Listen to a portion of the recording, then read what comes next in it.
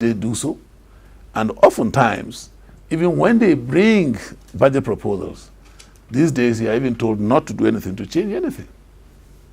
And it's every day in the news.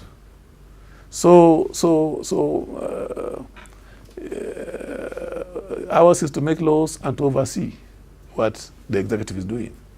And there's a limit to what we can do to change this fortune beyond making the laws. And if the person making the law or the implementing doesn't do enough, we oversee him. And all we do is just say, look, oh, you're not doing enough in our reports. That's the much we can do. Unfortunately, what gives the federal government the bite as of this moment in time is the fact that the Constitution, which is the grand norm, which is the main instrument from where each one also derives his authority to do or whatever, places agriculture in what they call concurrent list. And concurrent list essentially means you don't have anybody you can hold responsible for anything. Yes, whatever I can do, you can also do if you want to do. What I do, you can do if you want to do. So nobody is really, genuinely, primarily responsible. And that is the main, to me, the first point of call for the failure of agriculture in this country. And agriculture went to concurrent list only after our Republican Constitution in 1979, during the military. The federal government is not involved in planting, nor is it involved in supervising, the field work. The person involved really is the state or local government. The federal government doesn't have any land. He doesn't have any land of his own. They get land from state government, and you understand. Yes. And the actual operation, the operation point, the pulse point, is not at the national level. It's not.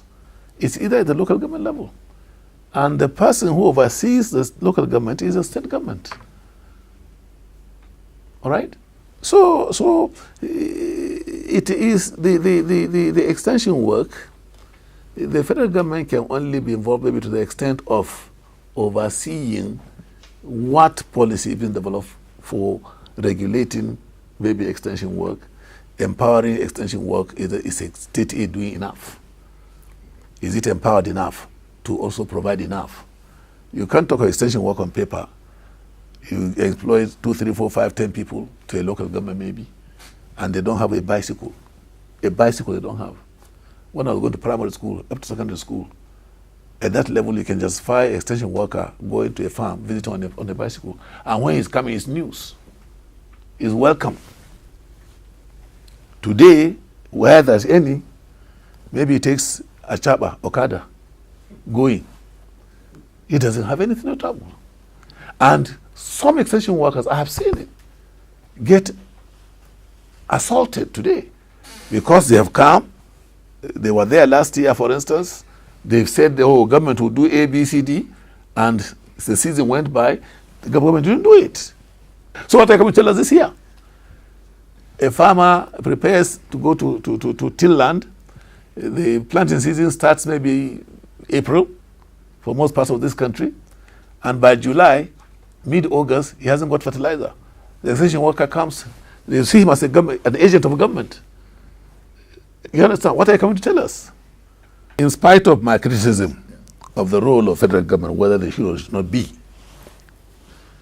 in spite of that, I would say that the federal government meant well when the electronic wallet was introduced for the acquisition of fertilizer. The federal government has done well, as far as I know. The Federal Ministry of Agriculture, the Central Bank, the Committee of Bankers all got together, the stakeholders, to decide on how best to finance agriculture, particularly when government came with the agricultural transformation agenda that from this year, government will not be responsible again for fertilizer distribution. We welcomed it because we know how much farmers were suffering We know how much they were being exploited. We know how much the middlemen were getting. We know how much the subsidy that was being granted to fertilizer was not being the benefit was not going directly to the Nigerian farmer. It was going to Cameroon, going to Niger, going to Benin Republic, and what have you. And so I think government was right to say, okay, we're going to pull out of this and we're going to get this to go to the private sector. We're going to see how we can empower input, providers. And government did this, to the best of my knowledge. They did very, very well. The best arrangement, was on the ground. Unfortunately, the partners of government to deliver on that program were the banks. Government did everything, placed everything, gave them everything they asked for, but unfortunately they failed government. They did not give the finance necessary to the input providers. And so fertilizer did not come when it should come, because they were not enabled by the bank. The bank failed to live up to their undertaking with government. And that's what brought about the bad experience, the next experience, we had all through this planting season. It is not that the principle of electronic wallet had failed. No, it didn't fail. It is, those who were supposed to make sure that it did work that failed. I'm not yet a big farmer. I do aspire to be one. I'm working to be one. I think one straightforward answer I can have with that is that we suffer, the whole country is having the problem of unemployment to cope with. On my farm today, we have 100, as the last payroll I saw for the month of September, 127 workers. And when we're in the thick of the season, you can triple that number. Say between the months of, say, May, June, July. Those that just come on farm, just work, get paid and go. Those are not on our payroll. That's one area. Secondly, we provide food to Nigerians. And whatever we're able to produce saves Nigeria import to the extent of that, effort of ours. We make the economy move. And I think that also is a very, very big plus, for the farmer, whether he's a small-scale peasant farmer or a medium-scale or large-scale farmer. The platform on which I speak today is National Agricultural Foundation. Now, we are prepared. If you go to the showground, you will see how much work is going on now as I talk to you. We have introduced a lot of changes in ensuring that there's improvement in the pavilions, for instance. The roads are good and motorable. The security is enhanced from the planning point of view. The facilities available to those who come to participate, is enhanced year by year, and this year will not be an exception. One of the reasons we come here is to reach out to the public that the show is taking place and to explain from the point of view, as much as we get, questions on gray areas, to explain so that people have a good understanding of what we will be up to this year.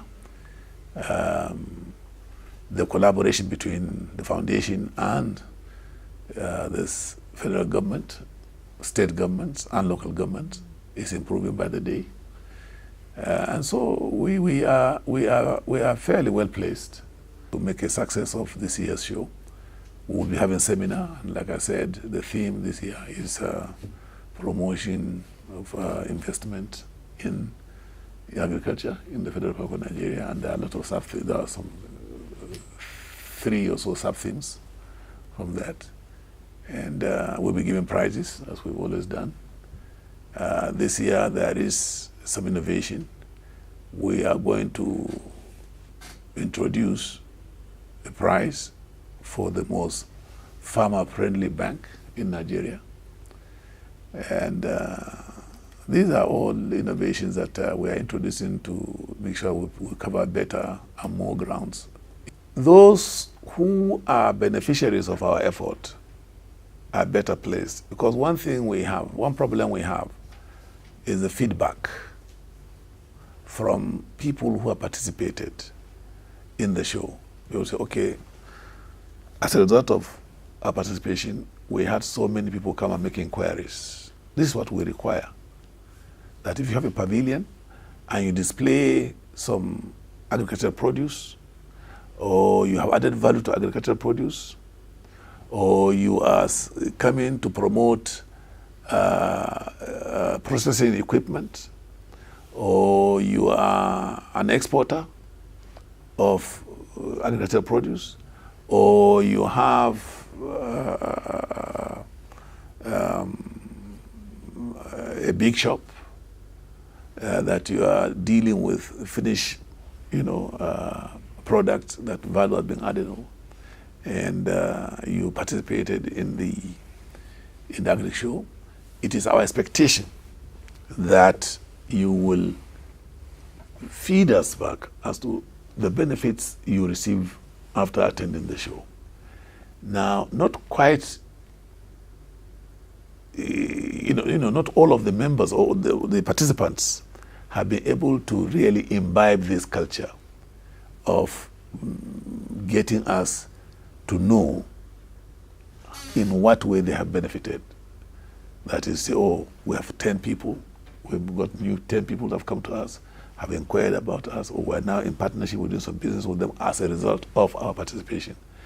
And we do not have the mechanism to reach each one of them after they go. That's the truth. It's not easy in the sense that, yes, you can say easily there's internet. You can reach people by, but you write or you send them texts, and sometimes you don't get a reply. And they come the following year all the same. So we judge the success of this show, the impact of the show, from the fact that it has continued to generate interest in them. And like everything you do, there is a transition. And it is my view that we've not quite gone over the transition period. People are still learning the ropes. It's a new thing, there's innovation. If we had continued with agricultural shows as we were doing from pre-independent to immediate post-independent period, we would have been somewhere far away from where we are now. But we've just brought back the culture. We're trying to get this thing again to be imbibed, as a deliberate machinery for promoting agriculture in Nigeria. And this is just the 6th year. And in as much as we get feedbacks, but we're not getting it to the scale that I can give an honest assessment as to, yes, this totality of, say, give you figures. Last year, say we had, say, 1,000, just for example, 1,000 participants, and that we got a feedback from about 700 people or 700 participants. We don't have those records really, in truth yet, and we're developing them. When we had the last planning committee meeting, this was one of the issues that we treated, and we do so virtually since the 4th show. That's the last 2 years, and I believe this kind of program will also help send the message, and probably we will get better responses, after this year's show.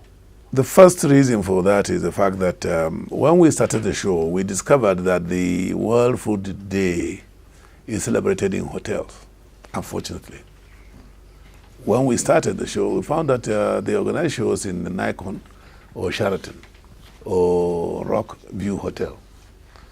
And it didn't quite bring the kind of farmers in terms of number to the show. And it was more or less symbolic as far as I'm concerned, or as far as we were concerned, in the foundation. And we decided to advise.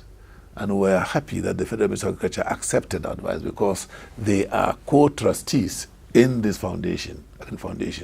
We started it together with them, with the Federal Ministry of Agriculture, and so they accepted our proposal. And since then, we've been having the two shows running, back to back, the World Food Day and the National Agriculture Show running back to back. The last 2 days, it's World Food Day. It's a World Food Day. In fact, the last day really, 16th. Nobody can change that date. It's fixed. It's a United Nations program. No country can change it. Every member of the Charter, the UN, participates in that. And we also found, since we started, that they are happier. Those who represent people like the Food and Agriculture Organization, World Bank, other development partners, they are happy when they see that there's a linkage. There's a linkage between what they are doing and what we are doing. Because you can well say the National Agriculture Show is the flagship of agricultural